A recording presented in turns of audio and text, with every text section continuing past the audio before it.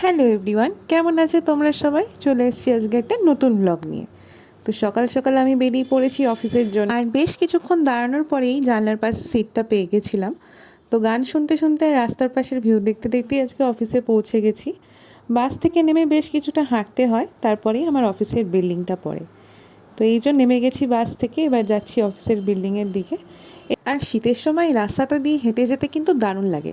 যেমন কড়কড়ে রোদ থাকে তেমন হাওয়া চলে। আমার আগের ব্লগে আমি তোমাদেরকে আগেই বলেছিলাম যে আমি অফিসে গিয়ে প্রথমে ব্রেকফাস্ট করে নিই। তো আজকে প্রথমে গিয়েই চেকিং করিয়ে জিনিসপত্র সমস্ত কিছু রেডি করে নিয়ে আমি চলে গেছিলাম ব্রেকফাস্ট করতে। আর আজ যেহেতু শনিবার, তো ক্যাফেটেরিয়াটা পুরোটাই খালি ছিল বলতে গেলে। এই যে দেখো আমাদের ক্যাফেটেরিয়া পুরো খালি।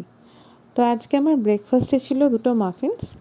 এই মাফিন্সটা কালকে আমার বোন এনেছিল মিয়ামর থেকে। এটা একসাথে প্যাকেটে 4টে করে বিক্রি হয়, 80 টাকা মতো দাম নেয়। আর তারপরেই 2:30-এর দিকে বেরিয়ে পড়েছিলাম লাঞ্চের জন্য। তো আজকে লাঞ্চে ছিল ভাত, ডিম আলুর তরকারি, লাউ বড়ি আর আলু দিয়ে একটা পাতলা ঝোল, আর লাউয়ের পায়েস।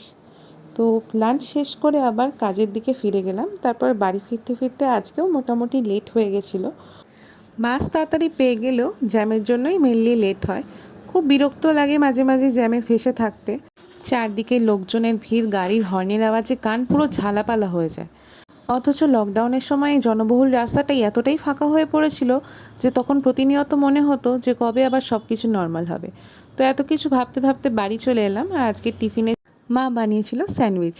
স্যান্ডউইচটা আজকে মা বানিয়েছিল চিকেন দিয়ে আর বাড়া পাওয়ার পাউরুটির মধ্যে মিয়োনিজ লাগিয়ে। খুবই সিম্পল রেসিপি ছিল, কিন্তু খেতে কিন্তু দারুণ হয়েছিল। ভিতরের স্টাফিংটা পুরো কোনো কেকের দোকানের স্যান্ডউইচের স্টাফিং মনে হচ্ছিল, কিন্তু রেসিপির আইডিয়াটা ছিল আমার বোনের। ওই আজকে প্রথমে দুপুরে ট্রাই করে আর তারপরে মাকে বলে এরকম বিকেলে বানাতে। তো বাড়ি এসে এরকম খাবার পেয়ে তো আমি বিশাল খুশি হয়ে গেছিলাম। আর তারপরে ছিল চা। তবে দুদণ্ড যে শান্তি করে চা খাবো তারও উপায় নেই। চা খেতে খেতে দেখি ভুলু মহারাজ বাইরে থেকে খেলে এসে হাজির। আর ও যদি কাউকে চা বিস্কিট খেতে দেখে ওরও বিস্কিট চাই। আর যতক্ষণ না দেওয়া হবে ম্যাও ম্যাও করে মাথা খারাপ করে দেবে। তো ওকেও একটুখানি বিস্কিট দেওয়া হলো। এই যে দেখো কেমন বাঁদরামো করছে। এটা হচ্ছে মায়ের হার। মায়ের হারটাকে নিয়ে গলায় পরে একবার এদিক থেকে ওদিক, ওদিক থেকে এদিক। খুব বদমাশ। আর এইসব বাঁদরামো করার পরেই ওর চাই আদর। চুপ করে মায়ের কোলে গিয়ে বসে পড়বে, বসে পড়ে আদর খাবে। আবার আদর না করলে রাগও দেখাবে। দেখো কি সুন্দর চুপ করে বসে রয়েছে। কেউ বলবে একটু আগে এরকম বাঁদরামো করছিল। আর তারপর দুষ্টুমি করার পরেই খেয়েছে বকা মায়ের কাছে। বকা খাওয়ার পর মুখ ফুলিয়ে বসে রয়েছে। তবে এটা কিছুক্ষণের জন্যই, এরপরে আবার বাদরামো স্টার্ট হবে। তো আজকের দিনটা এইভাবেই কাটতো। আজকে আসি, টাটা।